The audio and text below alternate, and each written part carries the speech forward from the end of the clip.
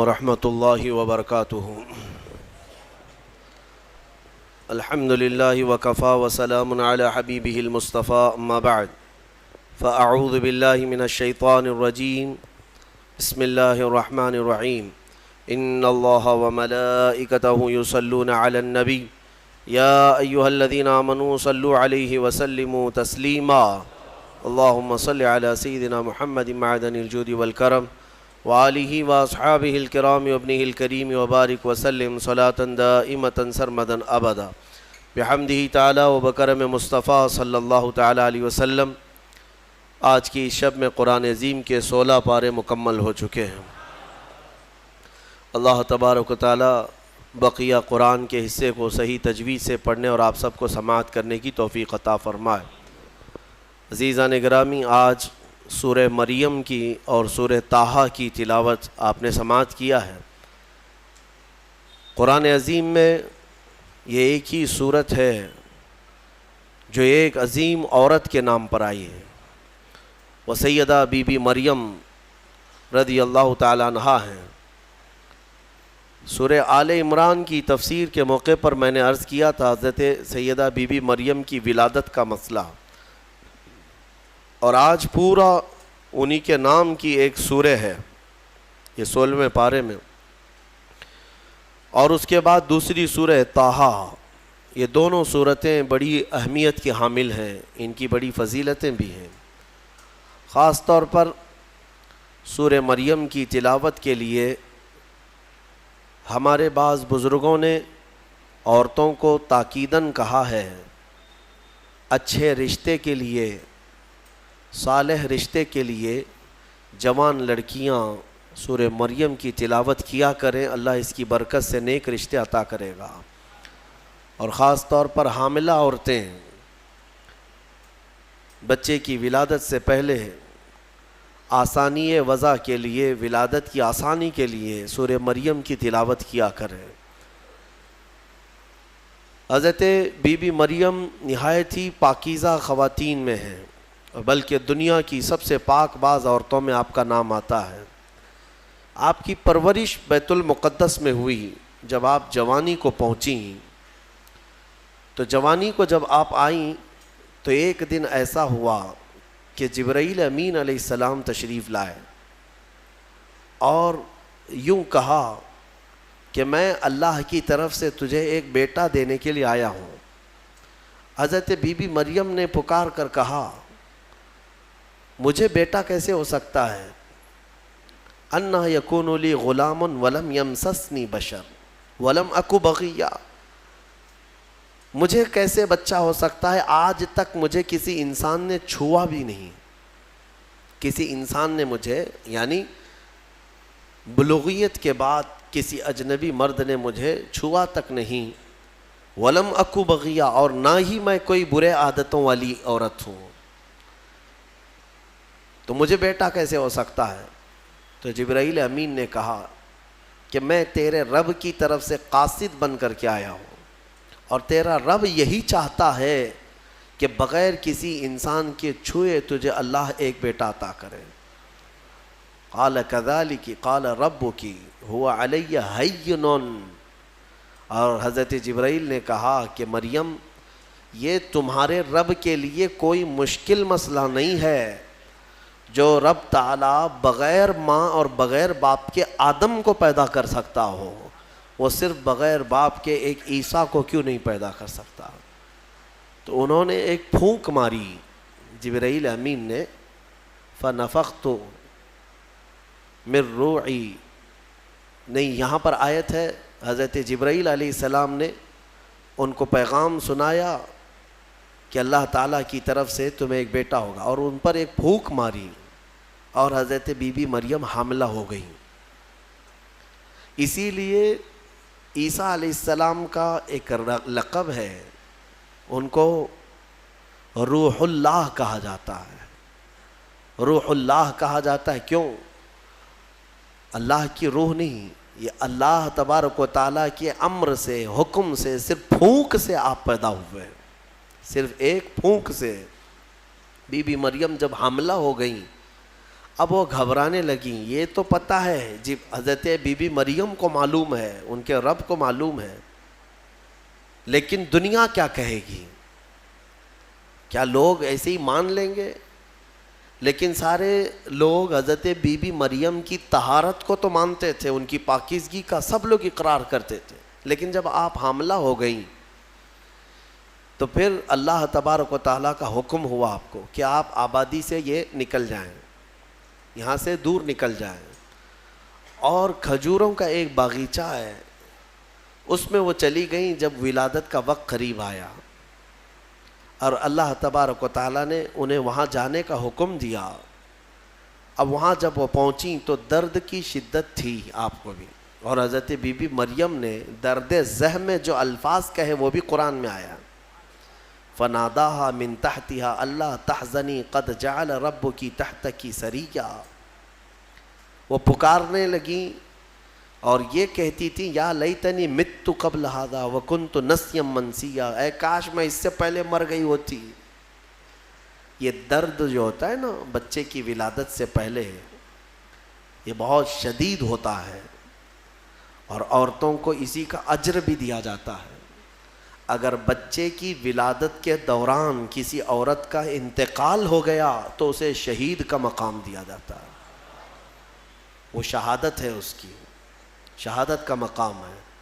درد زہ کو, یہ جو ولادت کا درد ہوتا ہے عورتوں کو, بعض حکماء نے کہا ہے, کچھ حکیموں نے, کہ روح نکلنے کے وقت 40 ایسی بڑی ہڈیاں ہیں جس سے روح نکل جاتی ہے تو موت آ جاتی ہے. 40 ہڈیوں سے جب روح نکل جائے تو موت آتی ہے. بچے کی ولادت کے وقت عورت کی 39 ہڈیوں سے روح نکل چکی ہوتی ہے. اب اس سے اندازہ کریں کہ وہ موت کے منہ میں قریب جا کر واپس آتی ہے. ایک بچے کو جنم دینا دنیا میں, یہ اللہ تبارک و تعالیٰ ہی ان عورتوں کو صبر دیتا ہے, اور وہ درد اور وہ تکلیف کو برداشت کرنے کی اللہ تبارک و تعالیٰ ہی انہیں طاقت عطا کرتا ہے, ورنہ اس درد کو سہنا ہر ایک کا کام نہیں ہے. بہرحال حضرت بی بی مریم نے اس درد کی شدت میں جو پکارا وہ قرآن میں آیا ہے, قرآن میں آیا. اسی لیے تو حدیث پاک میں بھی ملتا ہے کہ سوال ہوا میرے آقا صلی اللہ تعالیٰ علیہ وسلم سے کہ میں یا رسول اللہ اپنی بوڑھی ماں کو اپنے کندھے پر بٹھا کر حج کرا چکا ہوں, خانہ کعبہ کے ساتھ طواف, اور گرم زمین جس میں ننگے پیر میرے تلووں میں آبلے پڑ گئے ہیں, تو کیا میں نے اپنی ماں کا حق ادا کر دیا؟ حضور پاک صلی اللہ تعالیٰ علیہ وسلم کا جواب سنیں. ان سے فرمایا کہ تم نے اپنے کندھے پر اپنی بوڑھی ماں کو بٹھا کر حج کرایا, طواف کعبہ کروایا, تم اس کے حق کی بات کرتے ہو. جب تم اپنی ماں کے پیٹ میں تھے ایک جھٹکا تم نے جو لگایا تھا اس کا بھی حق نہیں ادا ہوا, کیونکہ بچہ جب گھومتا ہے پیٹ کے اندر ماں کے, ہر گھومنے کے وقت, ہر چکر کے وقت اس کا ایک الگ درد ہوتا ہے. 9 مہینے وہ بچوں کو اٹھاتی ہے. میرے عزیزو, اگر تمہارے پیٹ میں کھانا زیادہ ہو جائے تو پیٹ بھاری پڑ جاتا ہے اور آپ چل پھر نہیں پاتے, جلدی سے آپ سکون کی جگہ ڈھونڈتے ہیں کہ میں پیٹ خالی کر لوں یا ہلکا کر لوں. اور اس عورت کو, ماں کو, اللہ نے 9 مہینے تک تمہارا بوجھ دیا اور وہ اٹھائے گھومتی رہتی, پھرتی رہتی ہے. سیدہ بی بی مریم نے ولادت کے وقت یہ فرمایا. اس کے بعد رب تعالیٰ کی طرف سے یہ ان کو ندا آئی کیا, کہ جب وہ وہاں قریب لیٹی تھی ایک پتھر پر, اور ان کے قریب میں ہی ایک کھجور کا درخت تھا, رب تعالیٰ نے فرمایا وَهُزِّي إِلَيْكِ بِجِذْعِ النَّخْلَةِ تُسَاقِطْ عَلَيْكِ رُطَبًا جَنِيًّا. مریم اس درخت کو پکڑ کر کے ہلاؤ, تم پر پکی تازی کھجوریں گریں گی. تو ولادت کا وقت ہے ان کا, عیسیٰ علیہ السلام کی پیدائش کا, اور حضرت بی بی مریم کو کھجور کا درخت ہلانے کا حکم ہوا. انہوں نے ہلایا تو پکی کھجوریں ان پر گریں. رب تعالیٰ نے فرمایا فَكُلِي وَاشْرَبِي وَقَرِّي عَيْنًا, مریم کھا اور پی لے اور اپنی آنکھوں کو ٹھنڈی کر لے۔